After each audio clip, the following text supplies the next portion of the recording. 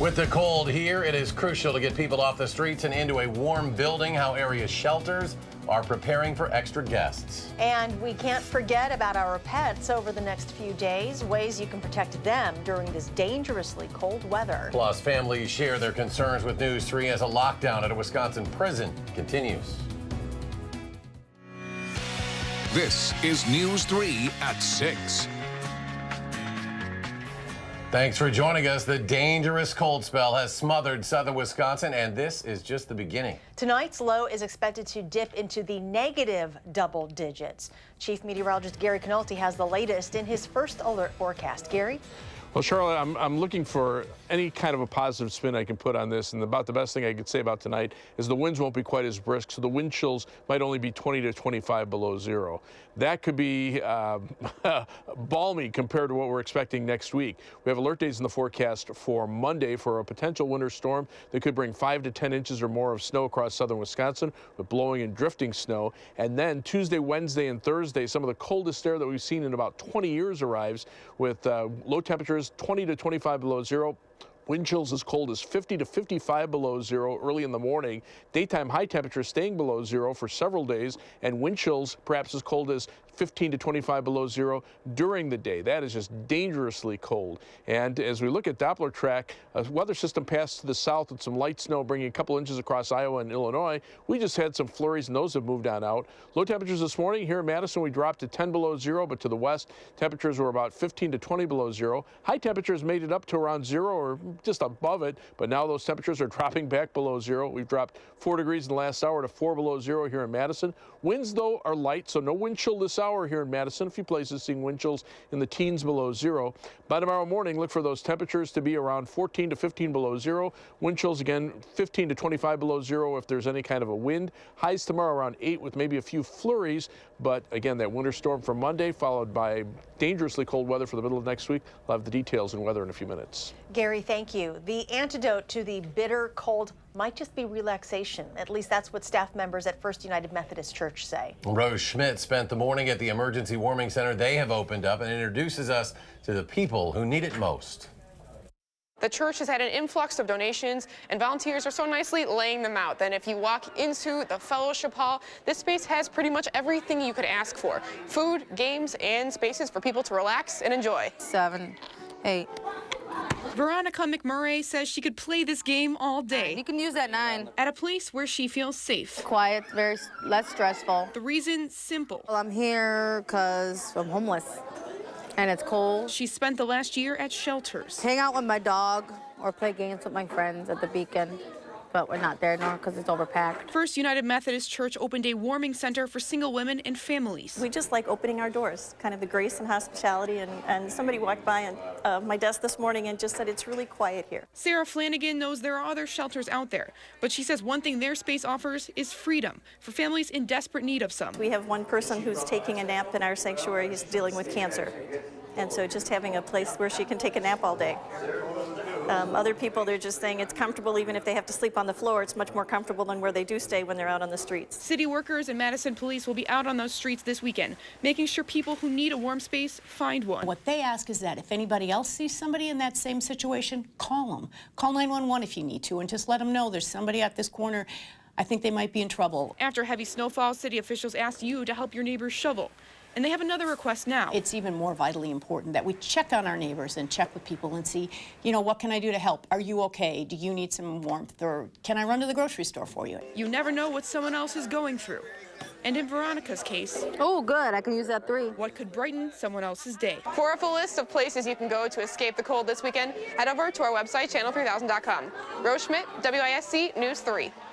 The warming shelter at the church was only open today as a one-day alternative. Other shelters in Madison will not turn anyone away once the temperature reaches 20 degrees or below. That's without wind chill. There may be additional pop-up shelters now, but others are also adding extra hours in our community. Here's a list of some of the other shelters helping people. The Beacon will open at 7:30 during the cold. They'll also help shuttle women and families to the Salvation Army, where people can stay overnight. Porch Light, a shelter that helps homeless men. It opens at 5:30 tonight, 5 o'clock tomorrow through the end of March. People can also find shelter at Madison Public Libraries and Madison Metro, offering warming buses this weekend at certain stops. During this extreme weather, it's not just people we have to be worried about. Animals can get dangerously cold quickly, even when just letting them outside to go to the bathroom.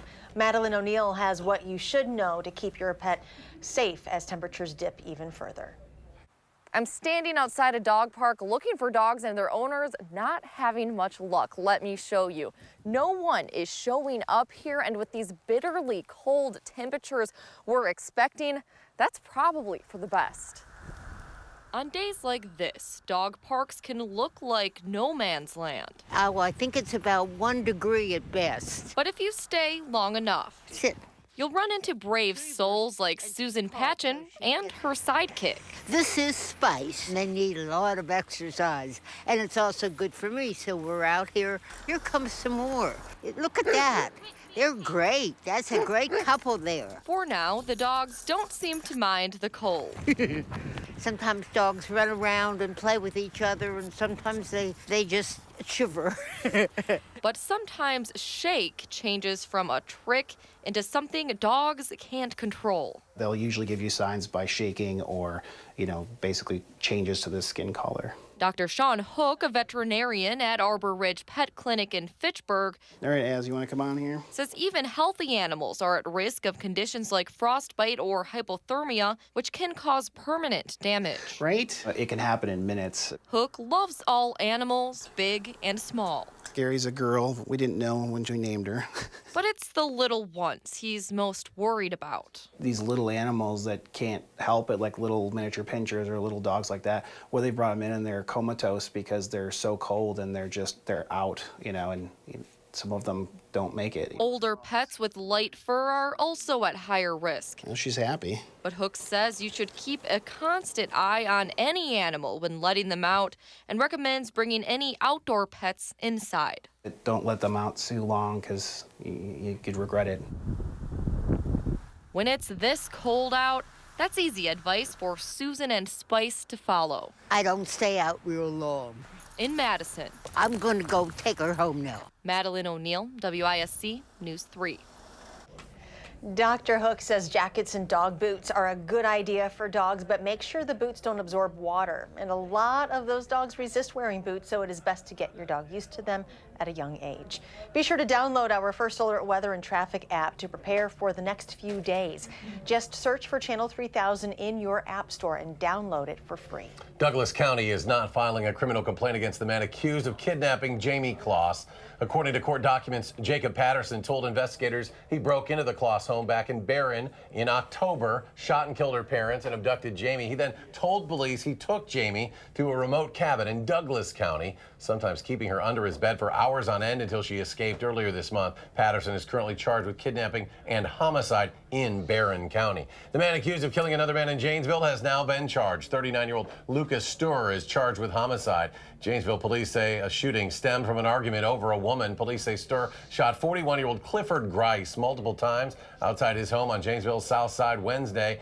Investigators say a woman who had ended a relationship with the suspect started seeing Mr. Grice. She was there during that argument and called 911 after the shooting. A $500,000 cash bond has been set for Lucas Sturr. The Columbia Correctional Institution in Portage has been on lockdown for 2 weeks now. Jamie Perez has been working on getting answers for more families who are concerned about their loved ones. Jamie? Right after that story aired on Monday, we received numerous messages from families of inmates who are looking for answers. A representative of that district has since met with the DOC about this ongoing concerns, but we also got a message from the inmate as he describes the lockdown conditions. It's pretty well known that the guards will retaliate in a pretty violent way. This is just one concerned parent who has a son at CCI during this lockdown. They wanted to remain anonymous. They sent us this email from their son who describes the lockdown conditions. The food has been abysmal, maybe a shower every 3 or 4 days. And of course, those emails are reviewed and read before they're sent. So if there's anything in them that they don't want to get out, we have no way of knowing. We asked lawmakers to address some of those concerns. They're eating a warm bologna and slimy cheese sandwich for 75% of the meals. We've had 2 showers in 9 days. Is this part of the rules of the lockdown, or? It's not necessarily part of the rules of the lockdown, but We need to understand how hot meals are prepared in the corrections system, and many of the inmates are helping with that. Obviously, in a lockdown situation, that's a struggle. And again, we're understaffed. The DOC told us the inmates are getting showers on a modified basis and are getting 3 meals a day, including 1 hot meal. Dave Considine met with the warden at CCI this week, confirming they had found things inside the building but couldn't confirm what they found. But several families have told us Some of the inmates were getting cell phones snuck into the institution. And they had found some materials that shouldn't be there, which threatens everyone's safety, including the community and the inmates. While family members grow increasingly concerned about their loved ones at CCI, Dave believes no one is being abused and there is a valid reason for the shutdown. Meanwhile, a letter we received from a family member of an inmate says he believes the lockdown will go on for another couple of weeks. Dave says he thinks this will end sooner. I think it's almost over because they have only 4 more housing units to go through. So I would suspect that we are very nearly at the end. No one can tell us for sure when this lockdown will be over. Jamie, thank you. There's a free training for people wanting to learn more about the opioid epidemic in Wisconsin. And a woman dies after deputies find her frozen to the ground. Now her death is being ruled a homicide. That story next.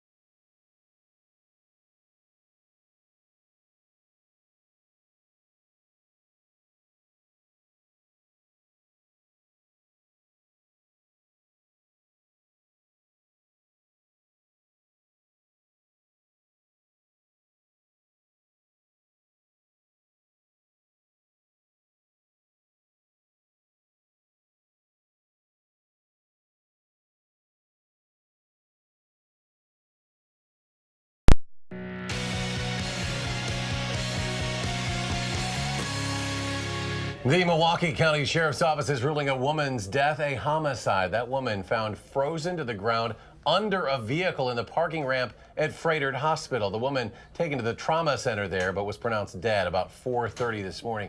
The vehicle found empty when deputies arrived. The woman has not been identified, but we do know she was 33 years old. Police say they have received a call about a person believed to have been involved in this incident. Jefferson County is hosting a free Narcan training for the community. There will be 4 overdose prevention trainings in February and March. The trainings will be led by the staff of the AIDS Resource Center of Wisconsin. Here's a look at the locations and dates where the trainings will be taking place. Family members, friends, and community members are encouraged to attend. According to state health officials, in recent years, the rate of prescription painkiller overdoses has increased by 238% among Wisconsin residents between 10 and 24 years old. Well, the cold is here, and another round of potentially heavy snowfall is possible early next week. Gary has another update on our weather next in our first alert forecast.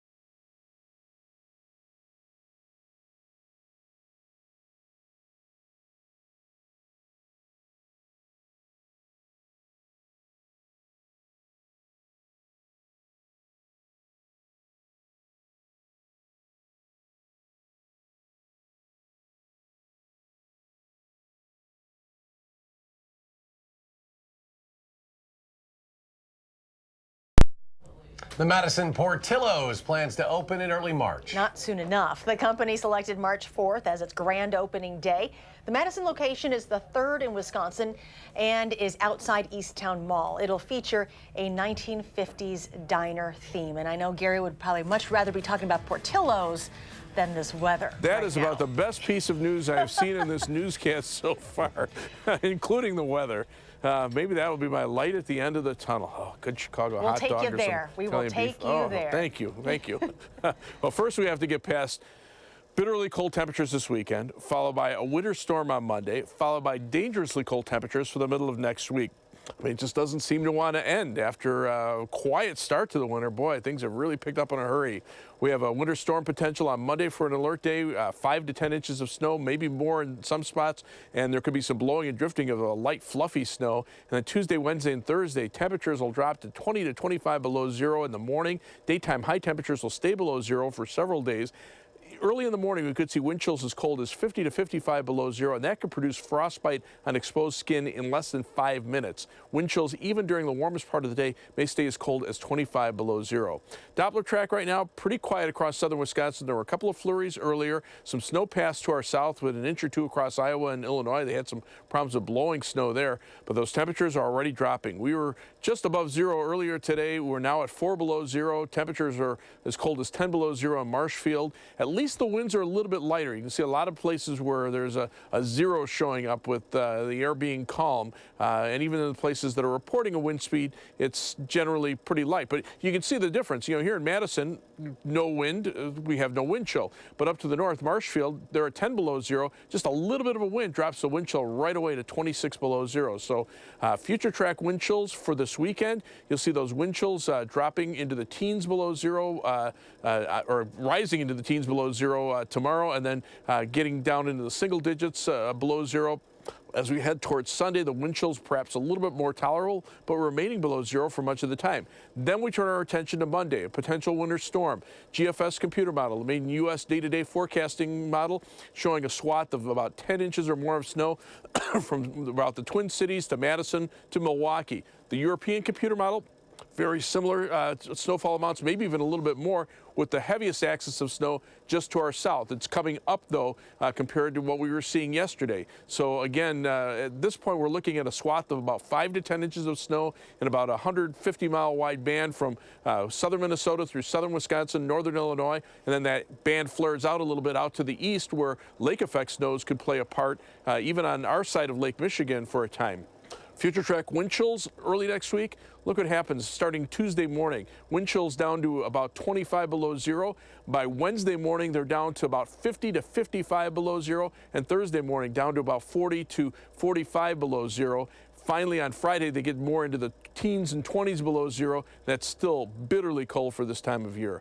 Live view from the Edgewater Sky Cam in downtown Madison. Looks pretty, but it is cold. High today made it up to 1 degree above zero. We started out this morning at 10 below zero. We're currently at 4 degrees below zero with mainly clear skies. At least the air is calm, so no wind chill to speak of. Forecast for tonight. Look for a low of 14 below zero, so bitterly cold. If there's any kind of a breeze, the wind chill will drop quickly to 25 below zero. Tomorrow's high temperature, 8 above zero. There could be a couple of flurries in the afternoon, but another very cold day. On future track, you can see those temperatures nosediving tonight. They get into the single digits tomorrow. Tomorrow night, you can see them dropping back down to about 7 or 8 below zero. And on Sunday, they get up to about 4 or 5 above zero before falling back late in the day. And then we have that snow on the way for Sunday night and Monday. You can see that in the forecast. Then the dangerously cold temperatures Tuesday, Wednesday, and Thursday. Bitterly cold for Friday and Saturday, coming out of the deep freeze toward the end of next weekend. Well, both the men's and women's hockey teams looking to overcome some adversity this weekend. We'll hear from both head coaches on why.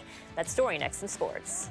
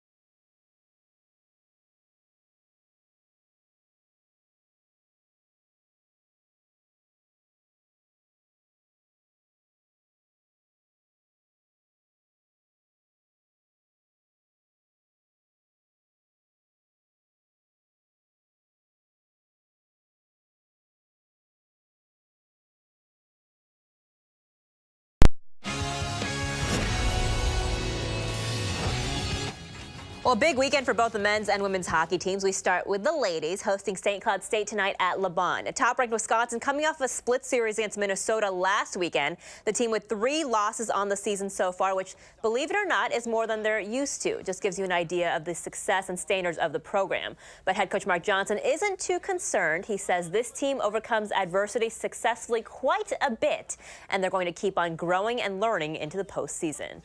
One of the things about this group and this team is they seem to be, positive. They seem to, embrace the challenges that are presented each game. And, again, I thought this past weekend we took a step up from, the way we played down at Columbus against Ohio State. And as I told them, too, now the job is to continue to make that progress. So as we go in the next 2 or 3 weekends, we continue to get better.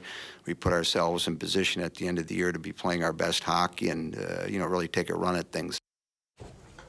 Meanwhile, border battle weekend for the men's team. They're up in Minneapolis tonight for Game 1 of the series. The Golden Gophers are coming off a loss to Michigan State, but they are second in the Big Ten. Meanwhile, in the last 10 weeks, 8 of the teams that Wisconsin has played were ranked in the top 16 in the country. The Badgers won 4 of those and tied in 5 of them. So head coach Tony Granato seeing that as progress. Now, from a growing standpoint and a progress standpoint, you want to see those games that are tight. You want to learn how to win those games, and then you become an elite team. And right now, that's the process we're going through. I like the way we've come as a team and grown as a team. And now down the stretch, for us to get home ice advantage and to get a tournament bid, those are games we're going to have to figure out how to win. And we realize every Big Ten game, the third period of the game is going to be tied. Find a way to win it now, and that's where our mindset has to be, and we should be gaining confidence on how we've grown as a team. The men's basketball team continuing to work through the Big Ten slate, hosting Northwestern tomorrow afternoon at 1:15. Now, hard not to be cautiously optimistic as this squad continues to progress. They're now 5-3 in the Big Ten, and players not named Ethan Happ really starting to contribute, like Nate Reavers. And head coach Greg Gard only sees an upward trend for the sophomore from here on out. It's a potential he has. I mean, he's a pretty complete player, and as he gets more confidence and gets stronger as he goes through his career, he did a good job. I mean, he's skilled. He's got a toughness to him. Obviously stepped up, made free throws, made big shots, so we needed it.